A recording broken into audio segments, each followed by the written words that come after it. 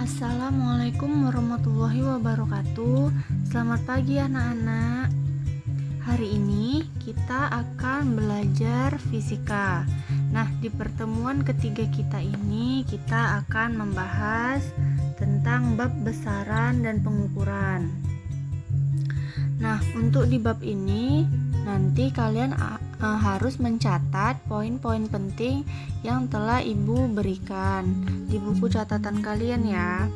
Nah, hari ini kita akan membahas tentang besaran dan pengukuran. Di besaran dan pengukuran ini pokok bahasannya ada besaran, dimensi, satuan, pengukuran, dan angka penting. Yang pertama, besaran. Kita harus tahu dulu besaran itu apa. Nah, besaran adalah sesuatu yang memiliki besar atau nilai dan angka yang diukur, serta hasilnya dinyatakan dengan angka-angka. Besaran terbagi menjadi dua, besaran asal dan besaran arah. Besaran asal ada besaran pokok dan besaran turunan, sementara besaran arah yaitu besaran skalar dan besaran vektor. Kemudian besaran pokok dan besaran turunan. Besaran pokok adalah besaran yang satuannya didefinisikan sendiri.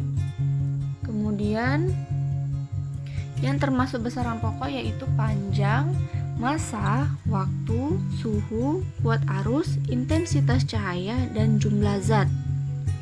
Sementara besaran turunan adalah besaran yang diturunkan dari satu atau lebih besaran pokok. Contohnya yaitu luas, volume, kecepatan, tekanan, gaya, percepatan usaha, energi, daya, dan lain-lain.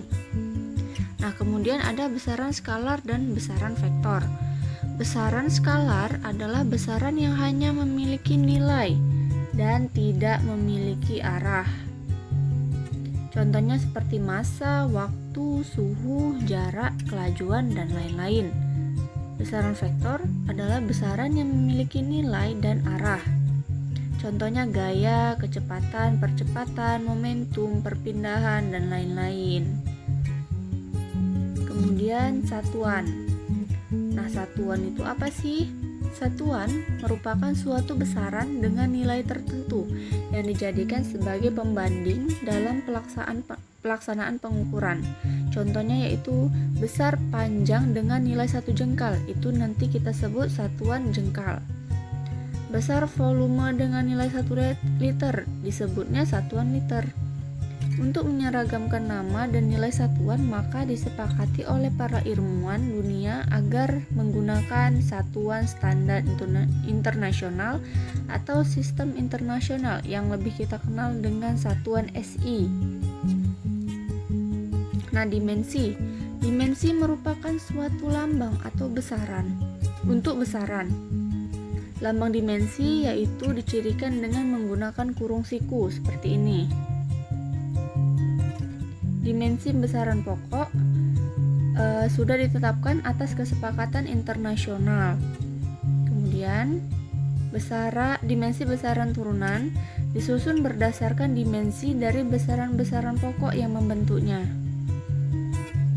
Kemudian ada fungsi dari dimensi. Untuk mengetahui suatu besaran turunan tersusun atas besaran pokok apa saja. Untuk menentukan satuan besaran turunan dan lain-lain. Nah, di sini ada tabel besaran pokok, dimensi, dan satuan. Misalnya di sini ada panjang, lambangnya L, dimensinya L siku, namanya meter, dan lambangnya M. Seperti itu. Bisa diperhatikan ya untuk semuanya: massa, waktu, suhu, kuat arus listrik, intensitas cahaya, jumlah zat, sudut datar, sudut ruang. Seperti itu. Nah, di sini ada dimensi dan satuan besaran turunan. Nah, di sini misalnya ada kecepatan, lambangnya V, rumusnya V sama dengan S per T, dimensinya LT-1 atau meter sekon pangkat min 1, lambangnya M dikali S min 1, seperti itu. Nah, pengukuran. Mengukur adalah kegiatan membandingkan suatu besaran dengan satuannya.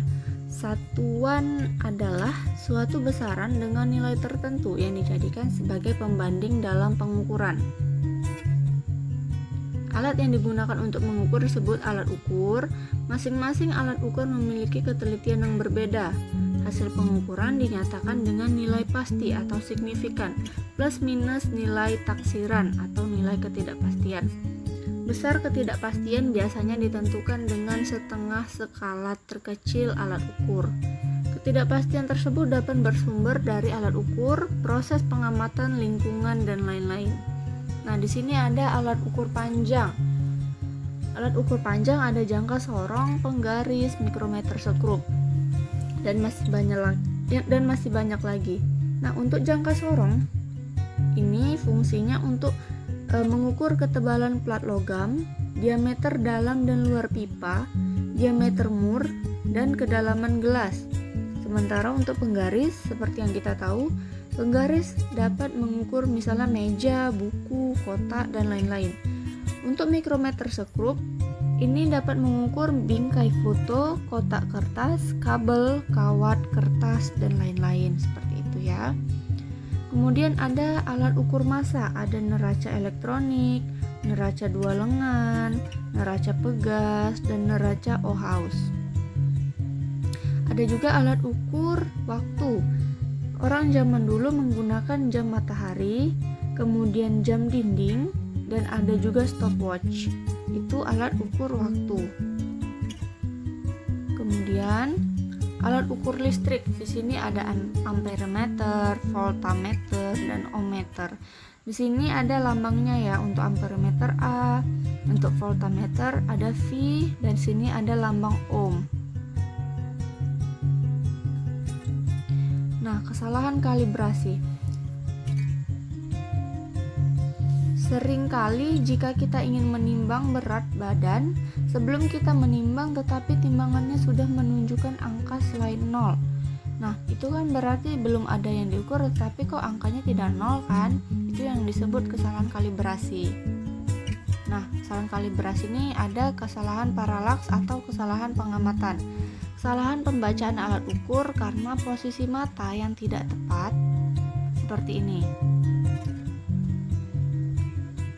Kemudian ada human error atau kesalahan pengguna.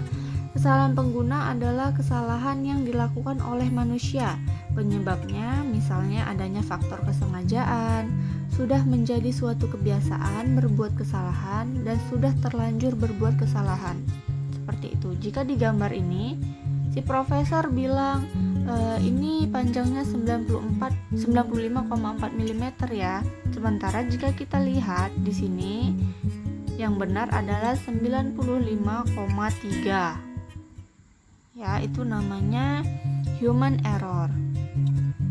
Kemudian kita masuk ke angka penting. Nah, di angka penting ini yaitu angka hasil pengukuran itu disebut angka penting. Angka penting terdiri atas angka pasti dan satu angka taksiran atau tidak pasti.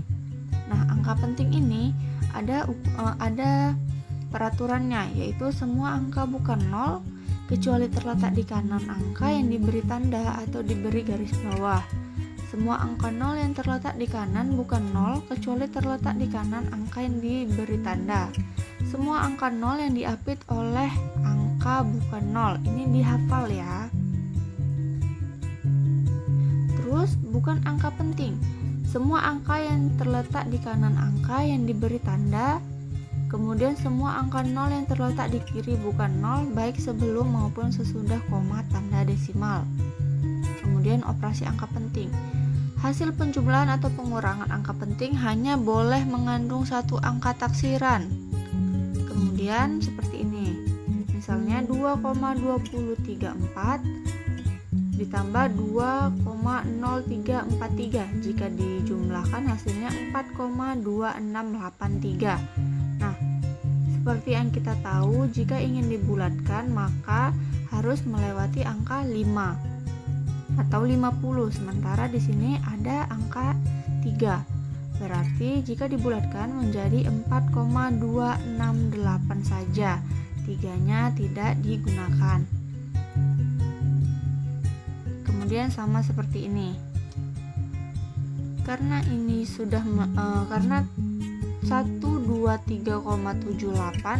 sudah melewati angka 50, maka jika dibulatkan hasilnya menjadi 124 saja. Nah, ini juga seperti itu. Seperti ini ya.